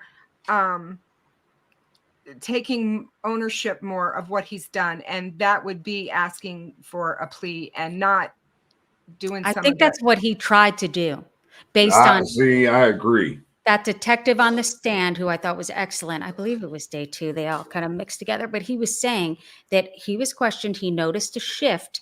He listened to hours and hours and hours of his calls, and he noticed a shift. I think it was around March. Forgive me if I'm getting the date wrong, but that he found God and he seemed to be saying, this is how I feel. And even the psychologist was saying, I wouldn't say this. She was even saying, are you sure you want to say everything that you're saying? And apparently he was saying his biggest fear was that he wouldn't be in heaven with his family, that he ruined everything now. And his biggest fear was, so he wanted to ask forgiveness. I believe in those confessions is the prison chaplain. I believe his wife, his mother. So I think at that point, based on the testimony, was that he found God. He's going to tell everyone. He said, if it's too hard for you, let's just get this over with. And it seemed to be that the wife or mother, or maybe both, said it's that prison that's making you crazy. And then that stopped. He said he noticed a shift again. Yeah, and see, that's really telling too, because this is what I want to tell people just from my medical background. You don't just have one day you turn a light bulb on and you have mental psychosis, and then the next day you turn it off and you don't have it anymore, and you can do this, you can behave this way or this way. It's and they're like, well, he was being treated. No, I don't necessarily think he was being treated the way I would think you would be being treated if you were having delusions and all the things that they said that he was doing. I mean, they talked about him being schizophrenic and, and all of this at some point back in early 2023. And I remember thinking to myself, well, have you had him examined? And I want to go back to this because this bothers me so bad as a medical person. If that's the case, why did they not go to Judge Gall and say, our client is having psychotic episodes, and we need all of this stopped, and he needs mental health care. I think they did. They would say they did, I'm assuming, right? With all the No, they didn't, because there's Oh. I asked, and the reason I'm going to say that is because when I talked to my judge friend, he said there are specific things that they can ask for that would have basically halted the trial and everything about what was happening in court. So in other words, stop and think about the case in Texas with the mom who drowned all 5 of her children way back when. Yep. I'll never forget that. I will never forget it either. And when they determined that she was severely mentally ill, she went to a mental hospital. She was taken out of jail. She went to, that is where she has been. That even, Was it even Yates? after, I mean, she's still Yates, there. Andrea Yates. Yep. Andrea Yates. Yeah. I just saw something the other day where somebody asked her if she would want to get out, because I think she's up for possibly being able to get out. And she said no. Just the pictures of her boys smiling. I mean, Oh that's my God. scarred me. But the defense, and correct me if I'm wrong, may have said, well, we tried to get him out of this prison. But you're saying it goes a step beyond moving prisons. Yes. See, I noticed that with him in the court on Tuesday. They didn't and go to Me Judge too. Gall and say he was having severe psychotic episodes where this is what we specifically need you to do. They didn't say any of that in those motions. If you go back and look, all they were talking about was, we need him moved. We want him moved. We want him moved. But That's a they good didn't say point. move to a mental facility. They didn't say that he didn't, whatever. I think it's because I think they felt that if they did that, they would be admitting guilt. And I think that is why that none of this stuff happened. Now, like what I did you said- notice? I heard you say you noticed something with him. What did you see? I noticed the first 2 days, like Tuesday and early part of Wednesday, that he was real coherent. He was interacting with his attorneys, especially Baldwin. He was taking notes. He was flipping through all the photos. And then all of a sudden, when Dr. Waller got up on that stand, like a light switch, it all changed. That's a good point. And I know see, I just was like- staring at him too and noticing that. And I tried to get to see his reaction when the crime scene photos were just flipped around like this. He by was the way. looking at him. I had a direct view of him. His Oh, back. He was sitting there flipping through the photos right there at the desk. That was the word I was looking for, incompetent. They would have deemed him incompetent to stand trial. Yeah. And they would have sent him to Logansport, to the mental hospital there, and he would have gotten extensive treatment to get him competent, or to try to get him competent. Lori Vallow was sent. Yes. She was incompetent and then competent to stand trial. I Yep. know you mentioned the presser, which I think is key here. And I think in hindsight, it was brilliant if it is Richard Allen, because I think whoever assessed that that's what Superintendent Doug Carter should say was right. If that's his biggest fear, what his family thinks about him, Right. I think Yep. that listening to, maybe he thought, okay, I can confess and my family's going to forgive me and all will be well. And then it was like, no, we're not. And then it was like, okay. But I think that really played to him. Like, he's worried they're going to see the crime scene photos. And again, these are alleged in the confessions, but he's worried about what they'll think of him. So that obviously he cares about that. So we'll see. Right. Well, Richard Allen said, I feel that you have this much compassion Conscience left in you, and conscience, or whatever, conscience. Yeah. And so somebody said earlier in chat, Richard Allen was free for 5 years. And I know it seems that way, but do you really feel that man was free, you guys? I don't think he was free of anything. I think he was Always an eye in the back of his head. I mean, he was living this every single day, whether on purpose or not. He was living this. And to wonder when they were coming and when was that other shoe going to drop. And what was he like, if it was him, what was he like 6 months prior? Like what? I Right. guess that's what everyone wants to know. That's why the first question is, why would someone do this? And we never really understand No. if someone snaps or if it's always in them. And did he do it before? And would he have done it again? It's just frightening. Yeah, because when you look at the pictures from, I think they're from November of 2016, where he is at the pub in Delphi playing pool and dancing all around and acting crazy and you know, kind of jumps up in the air and everything. That's not somebody that, to me, that's acting like they have some sort of mental illness necessarily. But again, mental illness is sometimes very difficult to see. Sometimes people are very good. It really depends on the atmosphere and if there's any triggers around also. And I do remember sitting with Becky when they were like, he found God or something. And she just went like this. And I don't blame her. I mean, if someone killed my daughter and they're like, he found God, I'd be like, oh, go to hell. You know, like. No, exactly. I hope you burn in hell anyway. Yeah, it's hard to like, yeah. No, exactly. You know, God bless her, because I think he said he wanted to give Bibles out to the families. I mean, yeah. Oh, whatever. Yeah. You know, he should have thought of that before he went there that day with whatever his intent was. I had a question. Is the death penalty off the table? Is it on the table? It was never on the table. It's not. The death penalty has never been mentioned in this case, but do you have to bring it up at a certain amount of time? They just seen it. The death penalty can be given in this case. It is a death penalty case, and that is why they had to have defense attorneys that were able to argue a death penalty case, and which throws my mind into a whole nother realm when we talk about Baldwin and Rosie. But anyway, with all of that being said, Nick McClelland has a number of days before they go into court where he can put it on the table. And sometimes it's a risk, because if someone's anti-death penalty, I remember with the Casey Anthony trial, they overcharged her. So then she was acquitted. I know this is very different, but you risk someone not believing in the death penalty at all. Yeah. And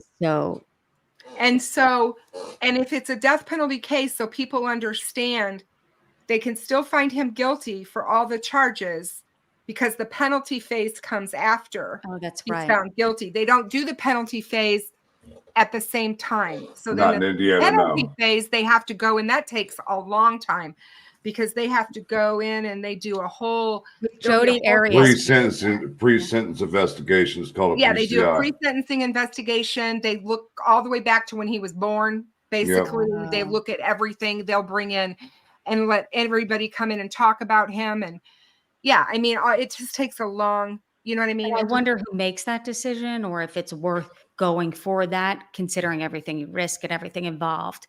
And getting to there, Indiana right now hasn't executed anybody since 2009 because they don't have the drugs. You know, I read an article about this, and don't quote me, but I recently read it, that apparently the drug makers were saying, we don't want to be involved in being the execution drug. Right. Yep. And then, correct me if I'm wrong, they recently found new drugs that people said, okay, we don't mind being the execution drug, but I don't know. I'm simplifying it and dumbing it down. I don't even know. That makes sense. But I think it's one reason why Idaho brought back the firing squad, because I don't know if you guys know that, but they did. Which almost sounds made up, doesn't it? So Utah still has the hanging. And so Idaho, now that Handmaid's Tale, they have that, Brian Koberger is facing, being shot. So some states you're able to choose on what death sentence you want. Oh my gosh. I mean, I remember a good friend of mine, a journalist, Sean Caleb's at CNN for so many years. He said to me, Susan, I was a reporter in West Virginia. I'm in my 20s. They asked me if I wanted to witness an execution. I said, yes. I was a new reporter. It was the electric chair. To this day, he has anxiety and PTSD because of seeing that. And I can't. And I've he's had people say, a tough "Oh, guy, I and he's like, want to go." I couldn't yeah, do it. I couldn't do that. right. But I wonder, in thinking back and bringing this up, is there anything to negotiate? Because that's what I was asked by Ann Burgess. Is there the death penalty? Because usually that's when maybe a plea agreement comes into play.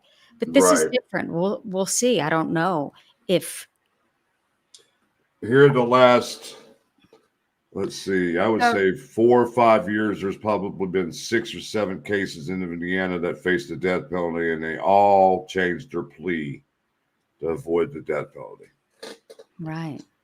But This you bring up a good point, Jacqueline- and thanks for educating me. He has to bring it up at McClellan during a specific time, I guess. Yes. Jacqueline Gostas says, I remember hearing that one of the things he confessed involved molesting children. I assume interviewing the daughter's friends was related to that. I have no idea. I've not heard that. I have never heard of that. I have never heard of that at all. I've never heard I've heard anything. whispers of that, but that's, again, just whispers of That's that. just, yeah, I haven't had anything that's factual Don't on quote that. me on that. And we'll see if they're, and think about it. He's in prison. So 600 phone calls may sound like a lot, but and think about the hours and what he was saying on those calls. Mhm. Maybe Right. that's part Thinking of the about the person motivation. who has to listen to them. Yeah, he did say that, right. The gentleman on the stand. I was like, Harshman and Yeah. Vito. he was a great witness. Mhm. The cross-examination was like, do you see him do anything? Because there's no privacy. He's like, yep. It's not the way I want to spend all of my days, but it was just kind of like he was in it. He said he felt like he got to know Richard Allen's moods, I guess, because of the amount of time he was listening in. But that could have been mentioned. We don't know, and I'm speculating, but we'll see if it's admissible and what the jury hears. Aspen said they only said interviewing the daughter's friends. They're going to interview everyone that's close to the family that would have known him or known of him, his friends, anybody, Because she's coworker. married now, right? In her mid-20s. Yes. She's probably 28, 29 now. I have Okay. pictures on my computer that I got off of Kathy's Facebook before it was shuttered, which shows him with his daughter on her wedding day, and also showing him with his son-in-law in their living room at their house, his house, him and That Kathy's reminds house. me of BTK if he is guilty, because Kerry Rawson said he walked me down the aisle. So I guess the biggest fear and what we all feel in society is that they don't look like monsters. They don't. Exactly. What's a monster look like, though? We all think Manson. monster, and you always want it. You have this thing, a picture in your head, and it's not. That's why I tried to tell people. It The can be your monster is the neighbor. guy who lives next door to you that you talk to across the fence, that you might see out walking his dog, or you might have coffee with, or you might even sit next to at church. These are the people that are, that we find out that are living these, if you want to call them so-called double lives, because to me, we're talking, look at the Golden State Killer, for example, and how long he did that and was able to do that. He was a police officer. He maintained this other life, and then he was off doing these horrible things. The same with the Long Island. Oh, yeah, yeah. You know what I'm talking about, Yes. Rex Heuermann. Same thing. I mean, these guys, the psychopaths are really can good blend in.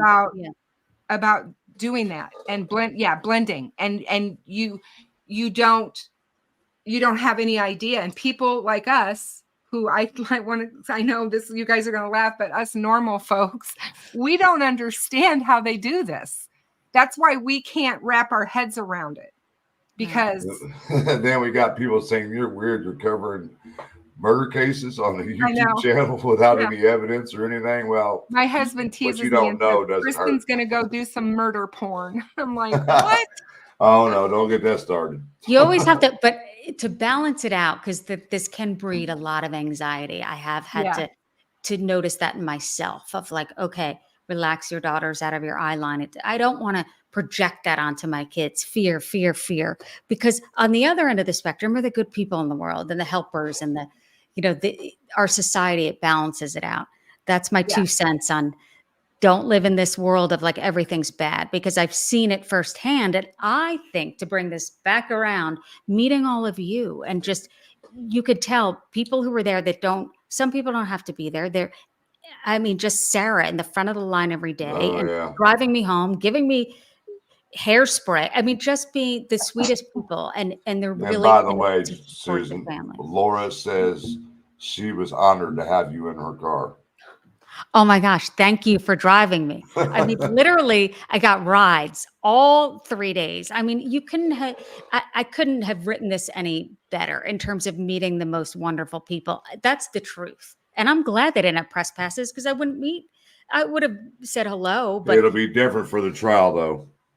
well, I like waiting in line. It's not so bad. It's not 'Cause it's like you that guys. for the trial. You think press passes?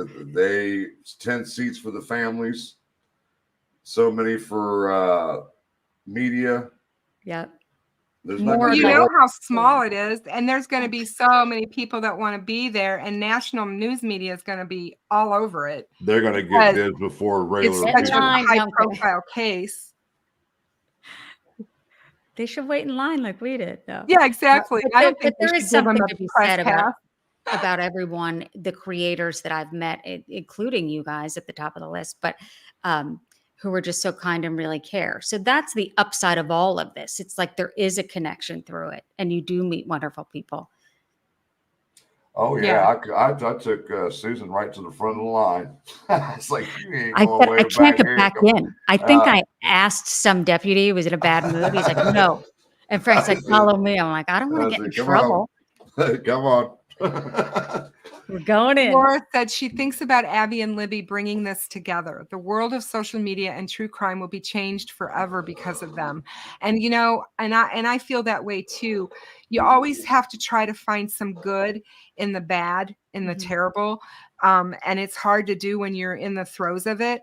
But I think a lot of good will come out of this too. case. And a lot of good things will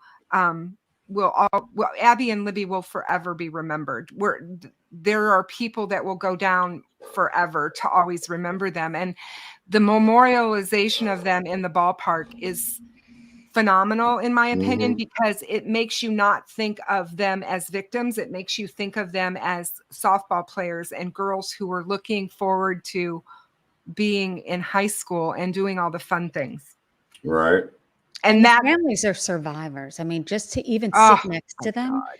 and just how they're able to say, this is it, we're here. And I was near Tara, and he's staring at us, and she said, oh, I'm used to it. Like, nothing phases her. I guess when you get to the lowest of the low and you feel that, you are stronger than you ever thought you could be. And I feed off of that. I gain strength from that. And I think everybody does, from the entire family.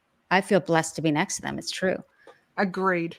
Aspen says the support and love the families had in that courtroom to be there for Libby and Abby was a special thing to be a part of. Yes. And I hope that that same sentiment takes place every single day during the trial.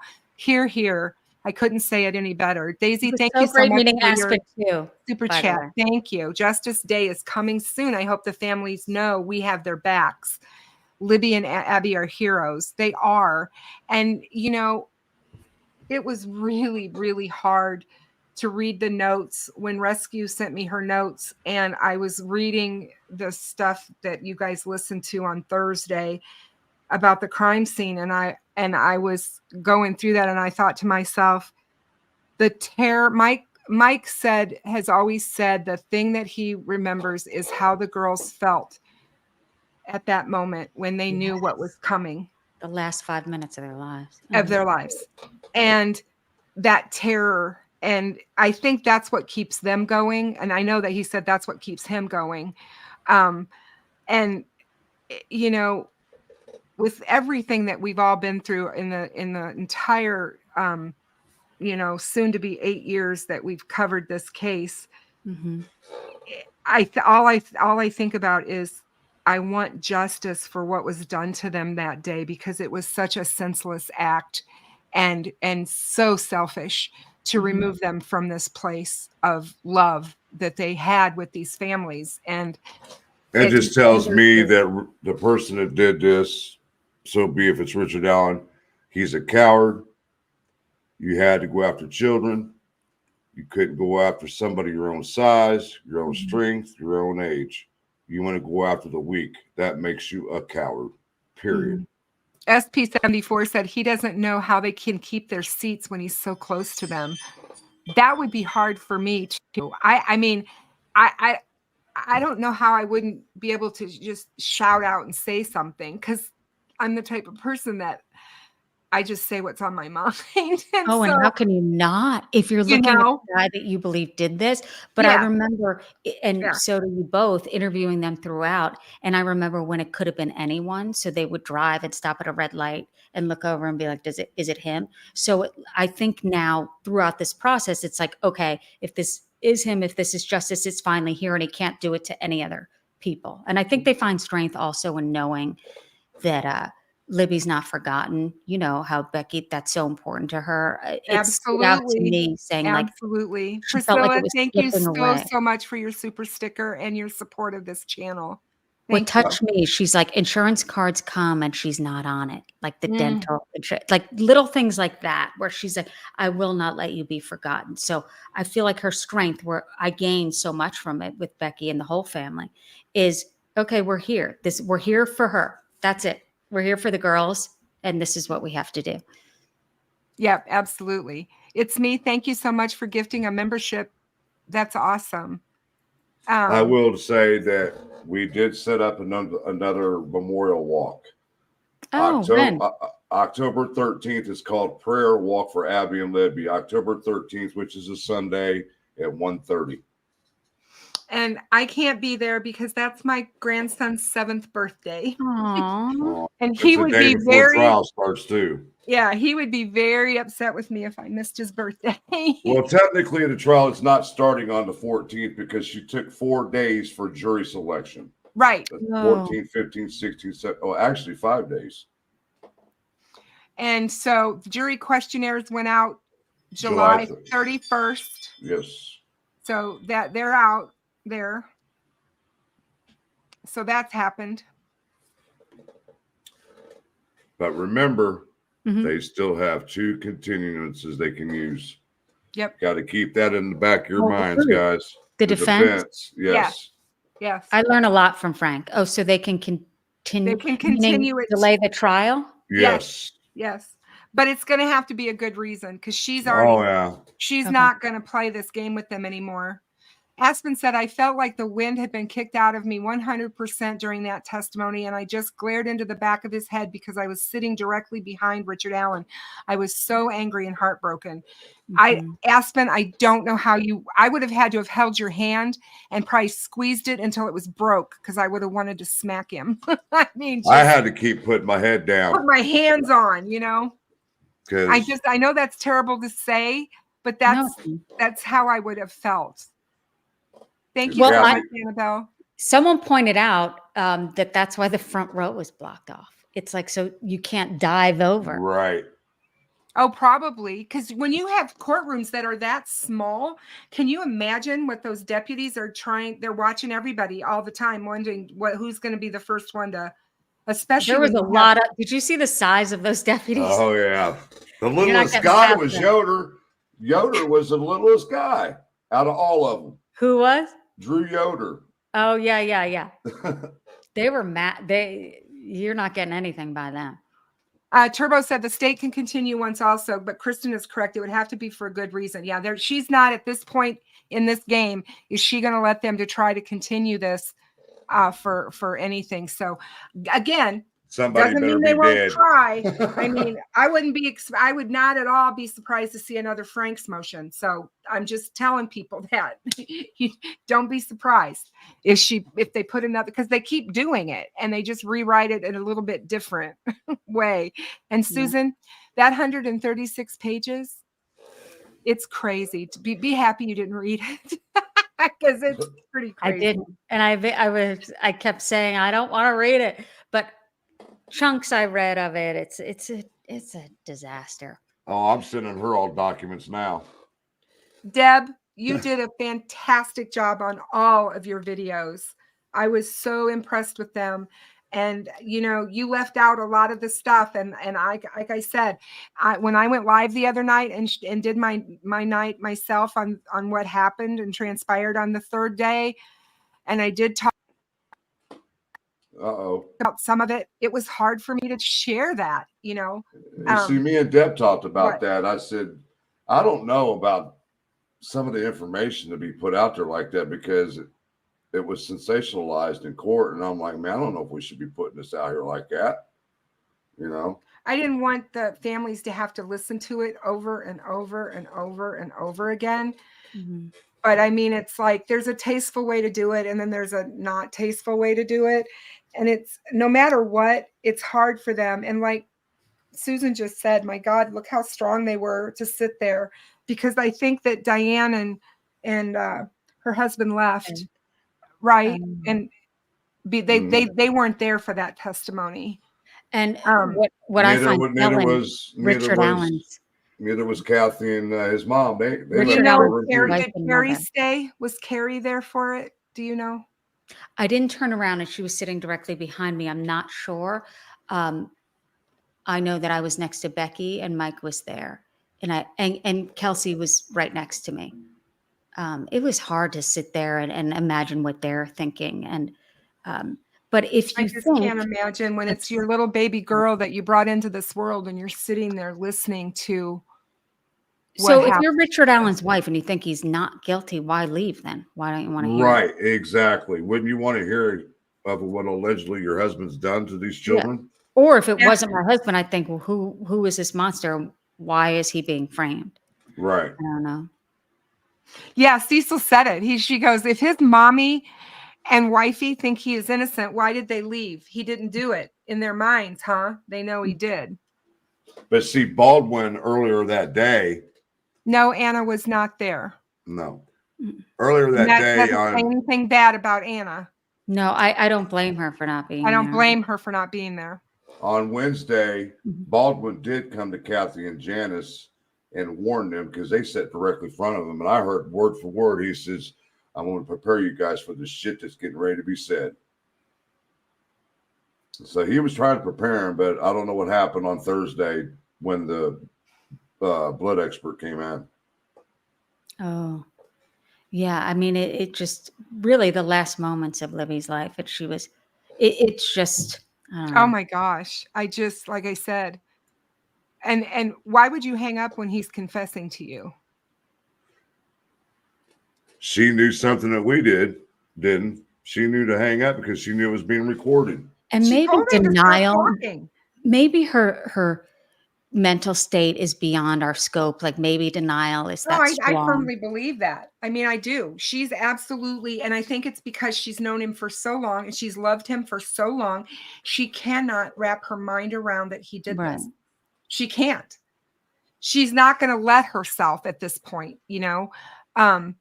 I think BTK's wife could speak to this. She never has spoken, but I'm sure that she could explain that feeling. But I mean, she walked away immediately. Yeah. And Carrie did say, though, it broke up her family. Like she has a brother. Oh, and yeah. Like there's a divide, not necessarily on any particular topic, but just like dispersed. Like it's almost too hard to bear and think of them as a family, and everything was a farce.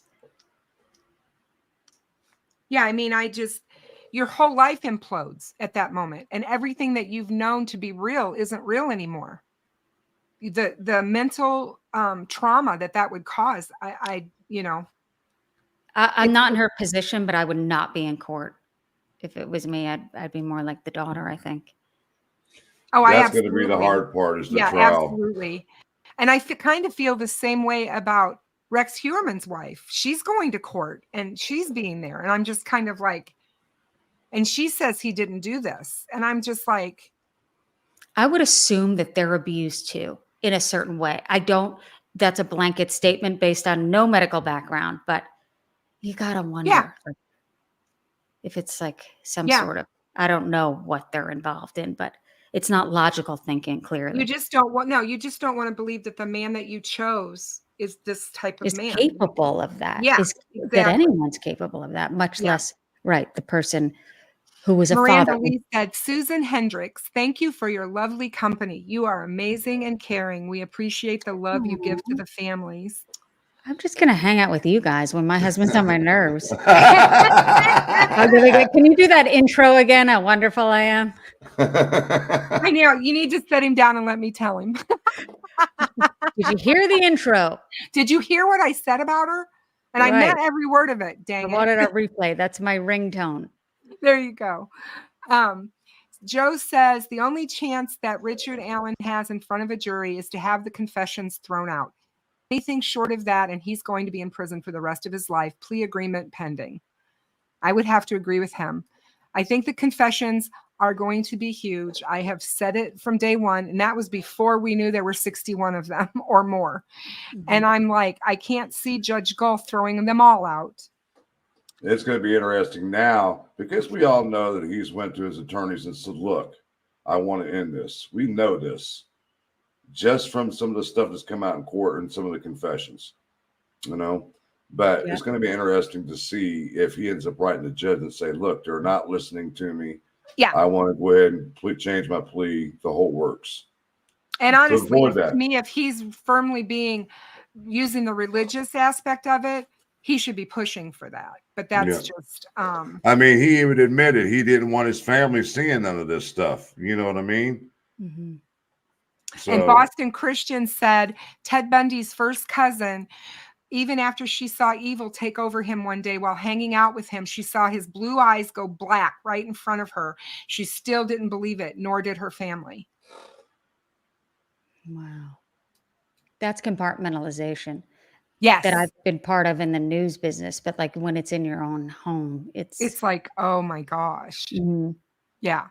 Aspen says, you should all see Susan in person. Not only is she genuine, sincere, heartfelt, kind, and funny, but she does all of it professionally while wearing heels and with an incredible amount of poise. Aspen, you're hired. As my publicist. Believe me, firsthand, she's got some of the words coming out of her mouth behind the scenes. Me? Yeah. Yeah. Yeah. Like F She's this, got F that. she's an opinionated woman. I'm from Jersey. My Jersey speaks out. When I heard, I said, yes, that's my kind of woman right there. Yeah. Keep professional on the screen, but outside the screen, Mom. she just It's lets me it rip. says Susan's a babe. I can't believe she has to wait in line outside. No, She it was the best part of the day. It was fun. It was. Yeah, but I just If I fun just could want even be mentioned around all of this, but that's the upside of all of this, meeting all of these wonderful people. And I think the gag order is difficult for Becky and her family, especially Becky, because I think she found solace in talking and connecting, and she can't right now. Were you taking notes with your eyeliner, ma'am? Me? Yeah. Was I? Well, Turbo says, Aspen, don't forget about her ad lib note taking with her eyeliner on the fly. Okay, let me just. Here we go. I wasn't going to sit with the family and take notes because, period, it's not me to take notes. I was there listening, and I'm not with CNN. It was great to just listen and be there in the moment. Right. But I did a court TV hit on the last night, and thank goodness for all of you. And Sarah, I said, who was the last guy in the stand? And she told me, and I grabbed my eyeliner. I didn't have a pen and wrote the name on paper. I did.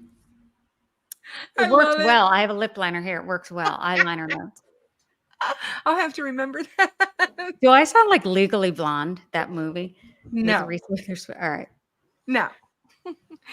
You're much smarter than she was, and she was pretty smart. But she had a scented resume. Yes, she did.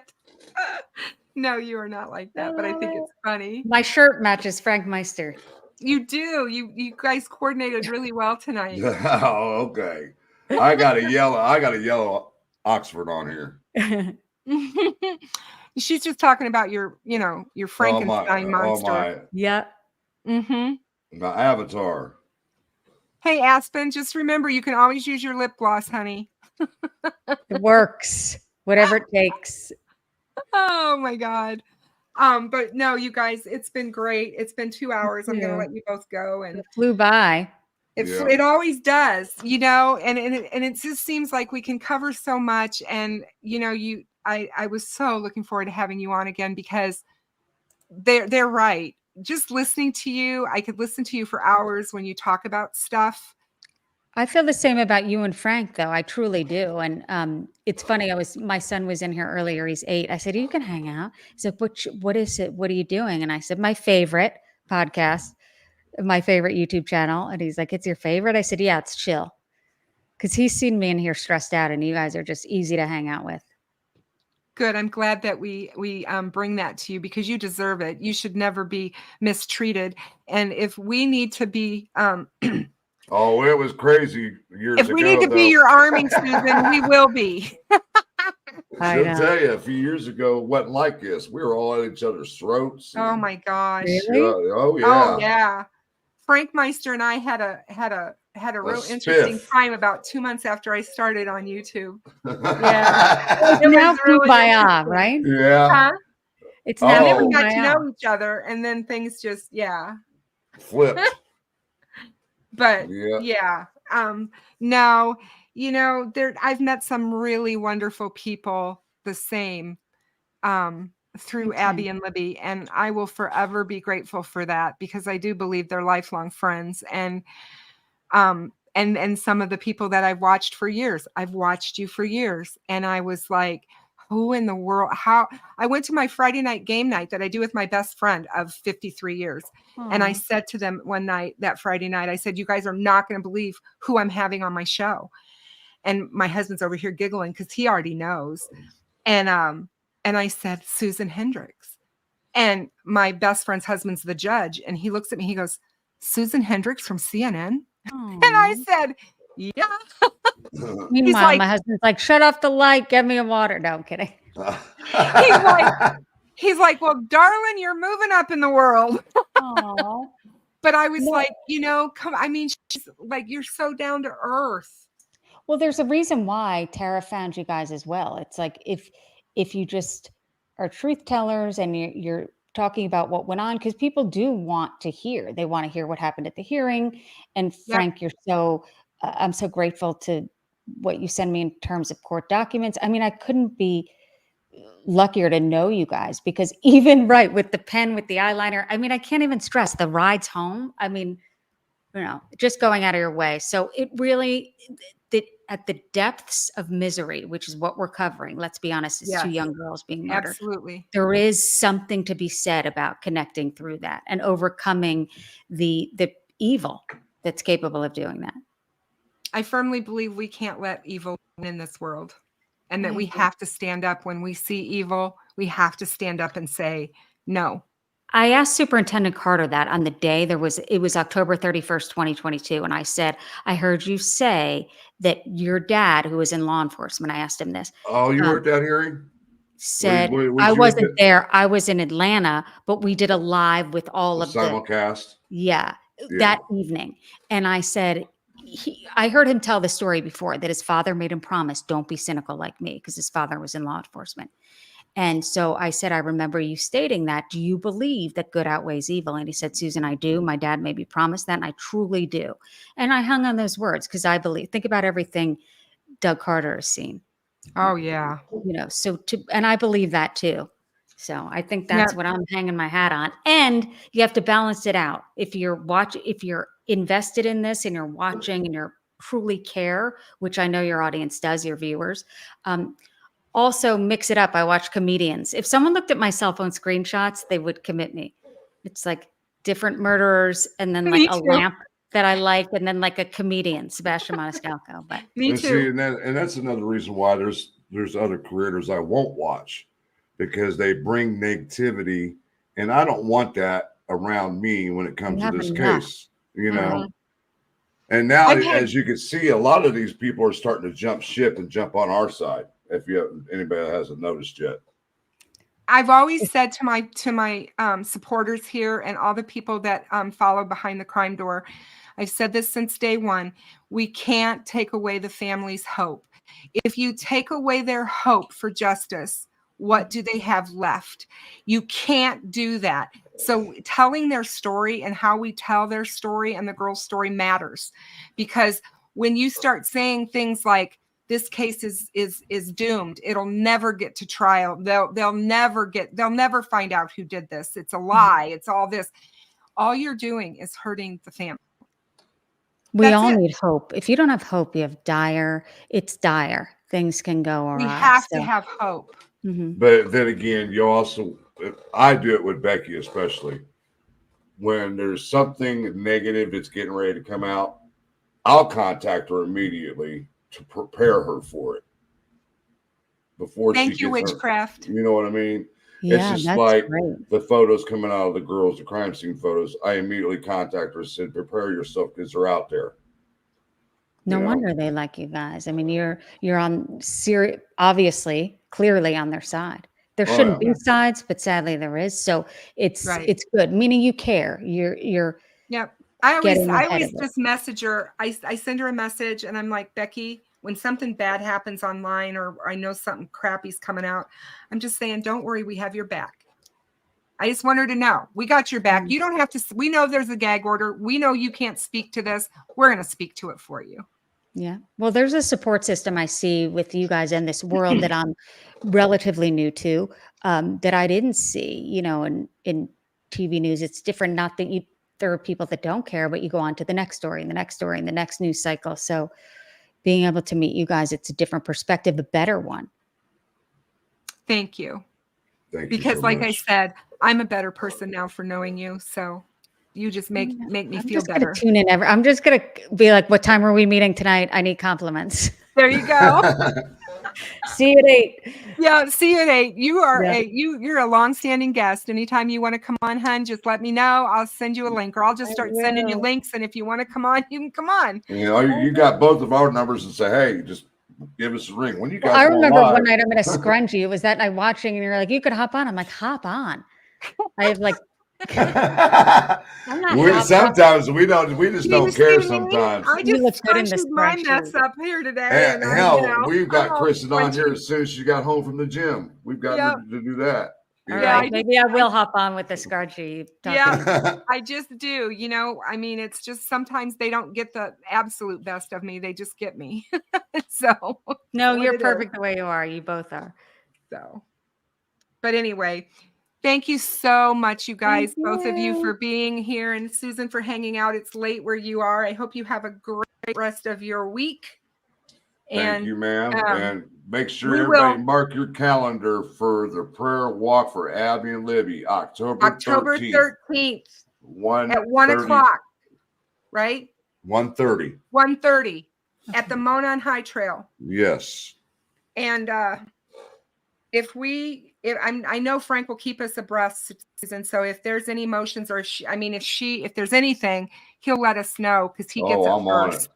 So Yeah, as I soon as get he it. rules, we're gonna know.